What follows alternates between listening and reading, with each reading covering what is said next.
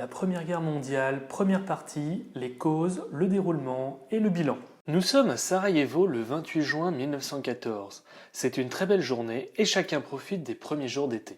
Exceptionnellement, ce jour-là, l'archiduc François Ferdinand, héritier de l'Empire austro-hongrois, se promène en voiture dans la ville. Une foule s'est formée autour de ce convoi, et au milieu de tous ces badauds, un jeune homme semble un peu nerveux. Il s'appelle Gavrilo Princip, il a 19 ans et est originaire de Bosnie-Herzégovine. Il fait partie d'un groupe de jeunes nationalistes rêvant d'une grande Serbie regroupant tous les Slaves du Sud. L'annexion de son pays par les Autrichiens 6 ans auparavant, en 1908, lui est insupportable et avec ses complices, il prépare un projet d'assassinat du prince. Gavrilo suit donc tranquillement la voiture de l'archiduc quand tout d'un coup, une explosion retentit. Un de ses compagnons vient de jeter une grenade en direction de la voiture. La grenade a blessé 9 personnes, mais la voiture princière est intacte. L'attentat est donc un échec. Voyant son compagnon arrêté, il sait qu'il ne dispose que de peu de temps avant d'être arrêté lui-même. Il doit disparaître, et vite. Cependant, étant diabétique et tuberculeux, le stress lié à l'attentat l'a mis dans un état d'hypoglycémie. Il s'arrête alors dans une boulangerie pour manger quelque chose. Mais en sortant, il se retrouve face à la voiture de l'archiduc. Il décide alors de finir le travail. Il se rapproche du prince, sort son pistolet et tue François Ferdinand et sa femme. Cet attentat, on le connaît, c'est l'événement déclencheur de la Première Guerre mondiale.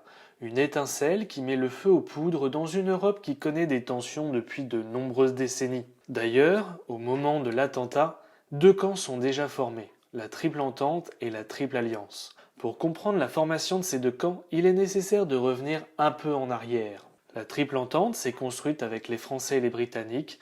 Ces deux adversaires historiques s'allient en 1903 pour contrer l'Empire allemand qui cherche à s'imposer de plus en plus en Europe. On se souvient en effet que celui-ci avait dépossédé l'Alsace et la Lorraine à la France lors de la guerre de 1870. De la même façon, l'empereur d'Allemagne, Guillaume II, est devenu le grand rival du Royaume-Uni, première puissance maritime de l'époque, en se lançant dans une course à l'armement naval. Concernant la Russie, elle avait initialement signé un traité avec l'Empire allemand sous l'impulsion du chancelier Bismarck, mais après le départ de ce dernier, l'empereur Guillaume II décide de ne pas le renouveler, isolant la Russie qui se tourne alors vers la France au début des années 1890. Elle entre alors dans la Triple Entente. Concernant la Triple Alliance, elle débute en 1879 avec la Duplice, alliance signée entre l'Empire allemand et la double monarchie austro-hongroise, et devient la Triplice en 1882 avec l'ajout du Royaume d'Italie.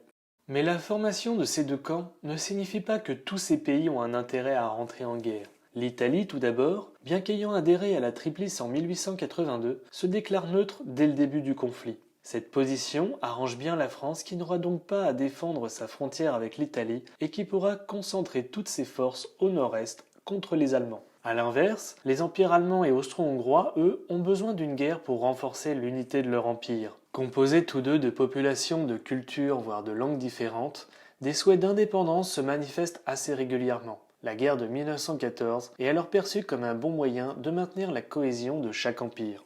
La Russie, de son côté, souhaitait instaurer le panslavisme, projet d'union des peuples slaves autour de la Russie. Mais pour installer son influence, il doit écarter celle des Turcs et des Austro-Hongrois, et la guerre qui se profile est un bon moyen d'y arriver rapidement. La France, elle, souhaite évidemment prendre sa revanche suite à la guerre de 1870 et récupérer l'Alsace et la Lorraine. L'Empire britannique, lui, n'a qu'une idée en tête, éviter la montée d'une trop forte puissance en Europe continentale qui concurrencerait la puissance britannique. Les Anglais ont contrecarré les plans de Napoléon un siècle plus tôt, ils feront la même chose avec l'Empire allemand, quitte à lui déclarer la guerre. Ainsi, par le biais de ces alliances, dès le 28 juillet 1914, la guerre est déclarée dans toute l'Europe. D'autres pays participeront à la guerre, parfois contraints, car s'étant déclarés neutres dès le début, comme la Belgique et le Portugal.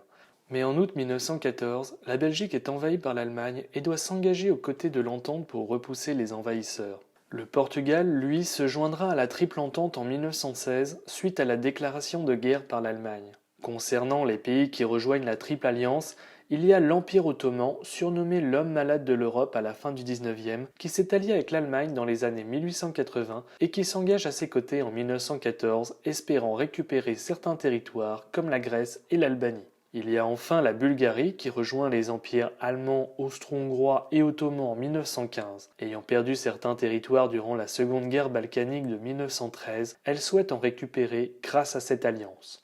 Intéressons-nous maintenant au déroulement de la guerre. En 1914, avant le début du conflit, la situation de l'Allemagne est délicate. Pris en tenaille entre les Franco-Britanniques à l'ouest et les Russes à l'est, si ses adversaires attaquent en même temps, l'Empire sera contraint de diviser son armée en deux pour défendre deux fronts. Pour éviter cette situation, il décide de frapper en premier. Il déclare alors la guerre à la Russie dès le 1er août et à la France le 3 août. La guerre commence. La stratégie des Allemands est la suivante. Il faut neutraliser rapidement le front ouest pour ensuite se concentrer sur celui de l'est, c'est le plan Schlieffen.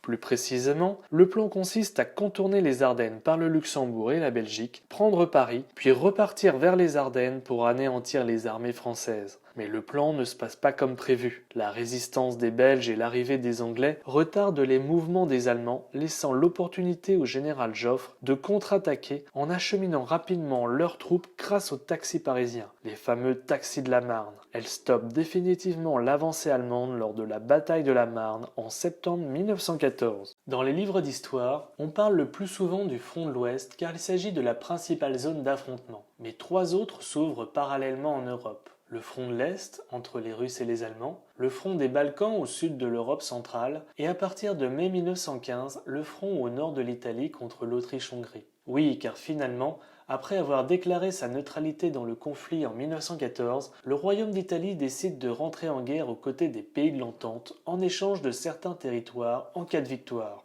Fin 1914, la guerre de mouvement devient une guerre de position. Les premiers mois de guerre n'ayant pas été décisifs, les fronts s'immobilisent. Pour maintenir ses positions et se protéger des mitrailleuses, les soldats creusent des tranchées. Le front à l'ouest sera alors tellement bien maintenu qu'il ne bougera quasiment pas pendant l'année 1915, malgré des tentatives comme la bataille d'Artois. En 1916, la guerre commence à être longue et on souhaite en finir. C'est la période des grandes offensives. À l'ouest, en février, les Allemands lancent la bataille de Verdun. Elle durera 10 mois, tuera 300 000 soldats et se soldera par une défaite allemande. Les Franco-Britanniques y répondront par une contre-offensive de juillet à novembre 1916, c'est la bataille de la Somme. Encore une fois, les morts se comptent par centaines de milliers et les avancées sont faibles. Sur le front Est, de juin à septembre, l'armée russe engage la grande offensive Broussilov qui contraint l'état-major allemand à retirer des divisions du front de l'Ouest pour les envoyer à l'Est, ce qui contribue à alléger la pression allemande sur Verdun.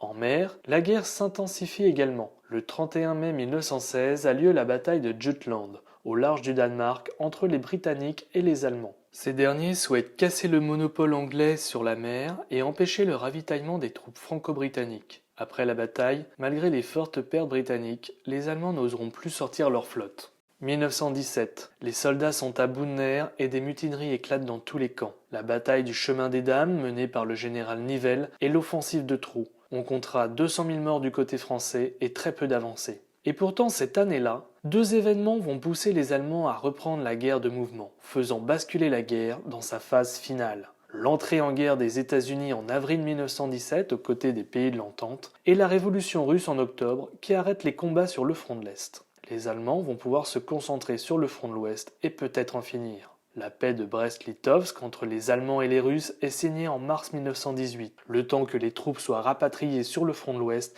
les Allemands passent à l'attaque dès le mois d'avril. Après plusieurs offensives, ils réussissent enfin à percer le front. L'armée allemande marche à nouveau sur Paris. La réaction des Franco-Britanniques est immédiate. Appuyée par les premiers contingents américains, la contre-offensive, préparée par le général Foch, est lancée en juillet 1918. Cette deuxième bataille de la Marne stoppe et repousse les Allemands sur tous les fronts. Épuisée par 4 années de guerre, ses alliés ayant déjà rendu les armes, l'Allemagne demande l'arrêt des combats. Elle signe l'armistice le 11 novembre 1918 et la paix le 28 juin 1919 avec le traité de Versailles. La Première Guerre mondiale est terminée. Quel bilan peut-on dresser de cette guerre ? Premier point, la guerre a redessiné les frontières en Europe. Les 4 empires centraux, russes, allemands, austro-hongrois et ottomans, disparaissent et leur dislocation fait apparaître de nouveaux pays. Les vainqueurs récupèrent des territoires, mais certaines revendications ne sont pas satisfaites, comme celle de l'Italie. Revendication qui était pourtant une condition à son ralliement à l'Entente en 1915. Deuxième point, La guerre a dévasté la population européenne. Le nombre de jeunes hommes morts et d'invalides, hécatombe aggravée par la grippe espagnole, fait chuter la démographie en Europe. Les pays les plus touchés sont obligés de recourir à l'immigration pour aider à reconstruire les territoires les plus dévastés par la guerre, comme le nord-est de la France. La guerre a également entraîné une autre transformation sociale. Les femmes ont joué un grand rôle à l'arrière, travaillant dans les usines d'armement et remplaçant les hommes dans le travail des champs. Troisième point, la guerre a rompu les rapports de force du XIXe siècle. La France, le Royaume-Uni et l'Allemagne ont perdu leur place de puissance mondiale au profit des États-Unis. De plus, affaiblies par la guerre, les trois anciennes puissances sont vulnérables face au mouvement révolutionnaire enflammé par la réussite du coup d'État perpétré par les communistes en Russie en octobre 1917. Quatrième point, le monde vient de découvrir une nouvelle forme de guerre, la guerre totale, c'est-à-dire que toutes les ressources de chaque pays, humaines, militaires, économiques et psychologiques, ont été mobilisées pour obtenir la victoire. Tout d'abord, les ressources humaines, militaires et civiles. Pour les militaires français, par exemple, lors de la guerre de 1870, seuls les militaires de métier étaient partis combattre les Prussiens.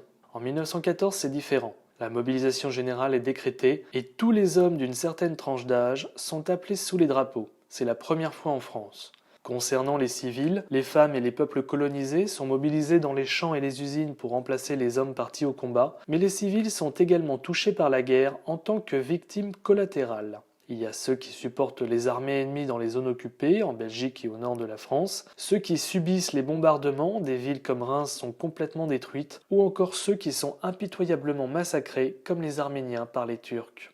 Les ressources militaires ensuite, de nouveaux appareils, les avions et les sous-marins, permettent d'étendre la guerre dans les airs et sous la mer. L'utilisation de nouveaux armements, mitrailleuses à tir rapide, lance-flammes, gaz de combat ou encore chars d'assaut oblige les hommes à se terrer dans les tranchées.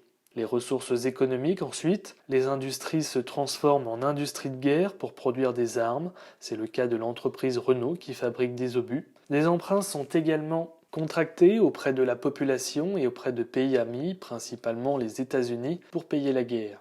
Enfin, les ressources psychologiques. On utilise la propagande et la censure pour maintenir le moral des troupes et des populations, ainsi que pour éviter que des informations stratégiques ne soient divulguées à travers les lettres envoyées du front.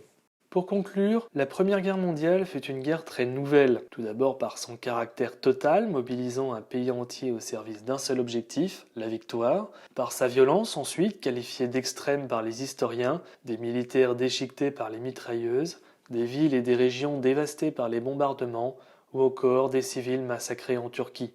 Nouvelle enfin par cette redistribution des cartes dans le monde, la puissance mondiale n'est plus européenne, mais américaine. Petite anecdote, en 2018, les descendants du prince François Ferdinand et de son assassin, Gravilo Principe, se sont serrés la main à l'occasion des 100 ans de l'armistice. Voilà pour cette première vidéo. Dans une seconde, j'aborderai quelques sujets autour du conflit.